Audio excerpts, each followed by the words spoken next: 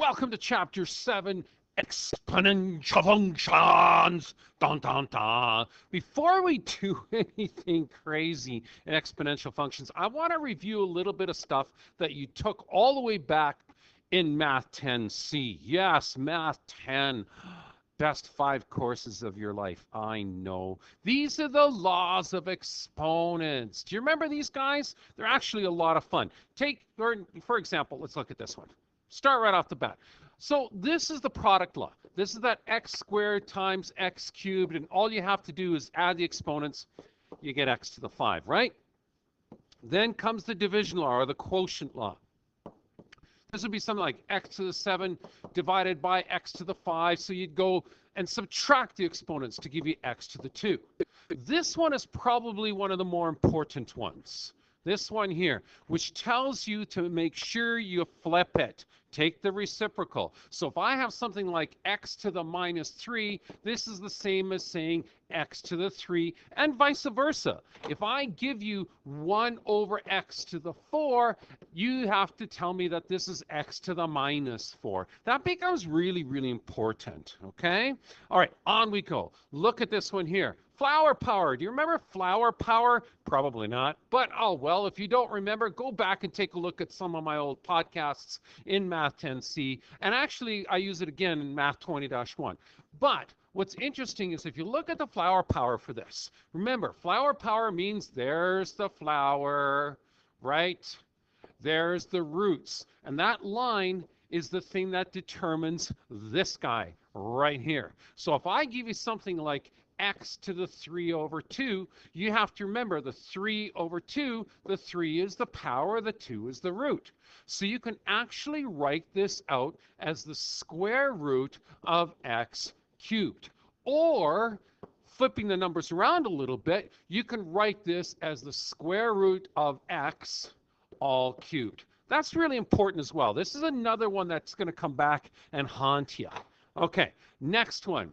I like this one. This is another really important one because what you remember here is if you got x squared and that's all to the power of 3, you're going across a bracket, you always have to multiply. This is x to the 6.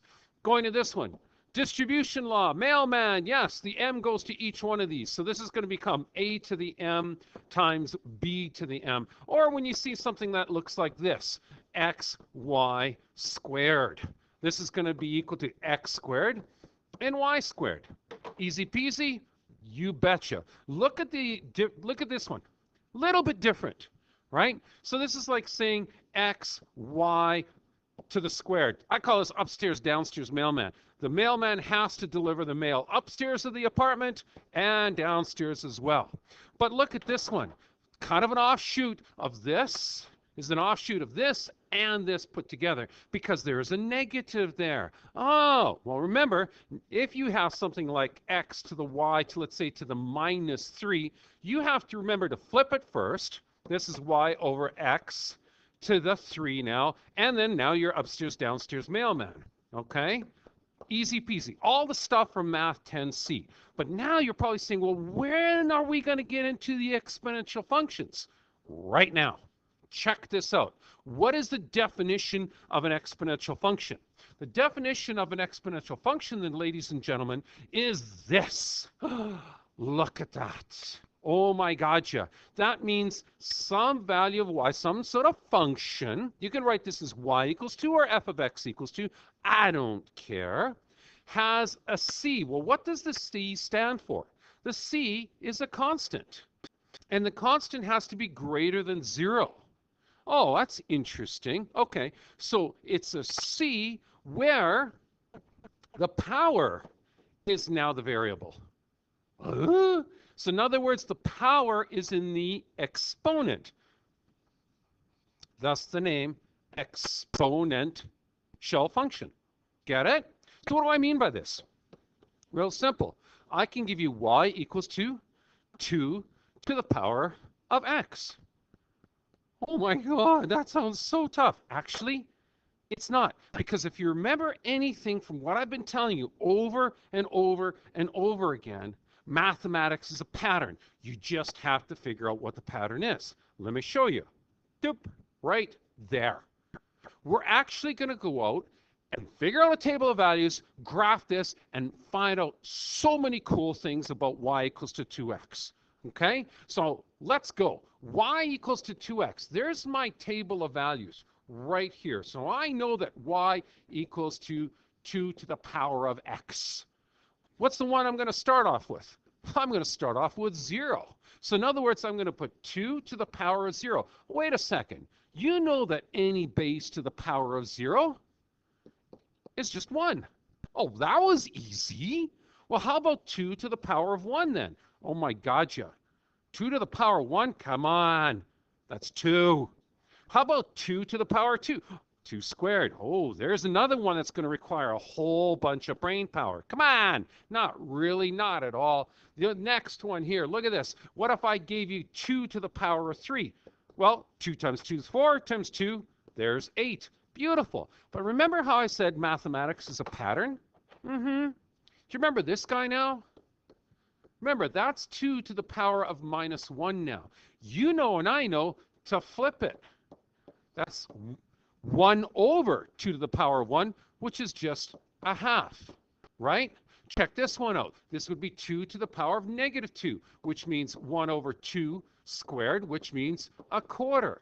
This would be 2 to the power of negative 3, which means 1 over 2 cubed, which means an eighth. But I want to show you something. Remember how I said all of math is a pattern? Here's one of the reasons why we start at 0. Check this out. This is kind of the middle, because watch this. Do you see the pattern yet? Do you see the pattern yet? Do you see the pattern yet? Look at this. These are exactly the same numbers, but flipped. Take that number, put it here, flip it. Take that number, put it here, flip it.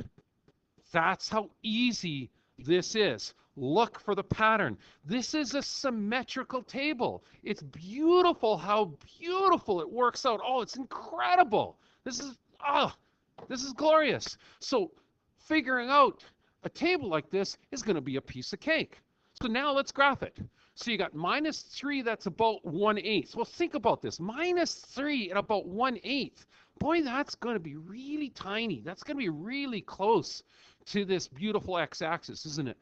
Minus 2 1/4, maybe a little bit of a rise there. Yeah. Minus 1 1/2. Minus 1, oh, I can plot that one actually fairly accurately. That looks good. 0 is going to be 1, okay? 0 is going to be 1. That's really cool too. Now, here we go. Let's keep on going. There's 1 is going to be 2. Okay, 1, 2 is going to be there. Now, check this out. This is going to just take off now. 2 is going to be 4. Holy smokes. 3 is going to be 8. Okay, 5, 6, 7, 8. 4 would be 16 and would be totally off this chart. 4 would be somewhere way up there, like that. So you can see that this guy's actually quite exponential. Watch. You get a beautiful exponential curve that if you take any kind of social studies and you study economics, you're going to realize that this guy's actually called a J curve. It grows exponentially. Look at that. Isn't that beautiful when we start using words from another subject? Oh my God, yeah. Okay, so now let's answer some questions. One of the questions is this. Are you ever going to have an x-intercept? Think about this, folks. Think about this. No matter how tiny this number gets, no matter how much, like if, let's say it's x equals to a minus 100. You know and I know that this is going to be 2 to the power of minus 100, which means 1 over 2 to the 100, still not 0. It's going to be extremely small, but it's still not going to be 0. No matter how negative this number gets, you will never get close to 0. So that's why this guy's going to hug this axis here, and then when it finally gets out here, then it's going to take off. Oh my goodness. Okay? So if you think about it, an x-intercept does not exist. DNE does not exist. No way. But how about a y-intercept? Think about it. Y-intercept happens when x equals to 0. Well, look what happened when I let my x equal to 0. I had 2 to the power of 0 gives you 1. What if this was, let's say, 5 to the power of x. Well, guess what? The y-intercept, think about this. This would be 5 to the power of 0, which means it's 1. Any base to the power of 0 is always going to be 1. So guess what? No matter what graph you draw, it's always going to go through 1. That's so cool. Boom! Equation of the asymptote. You only have a horizontal one. Okay, so you have a horizontal asymptote, and of course, you know and I know that this guy gets smaller and smaller and smaller, but can never touch that x-axis. So this happens at y equals to 0, because y will never be 0. All right, domain. X can be anything it wants, of course, right? And range, all your y's have to be greater than 0, not equal to, because if you say equal to, that means it touches the y-axis, and you know, and I know, that doesn't happen, okay?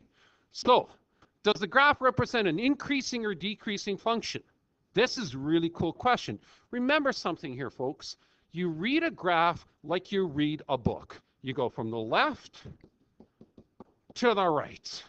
Got it? From left to right. So tell me, what's happening when you look at this going left to right? Oh my goodness, it's going up. So in fact, this guy is increasing. Okay, stay tuned. I got another great question coming your way.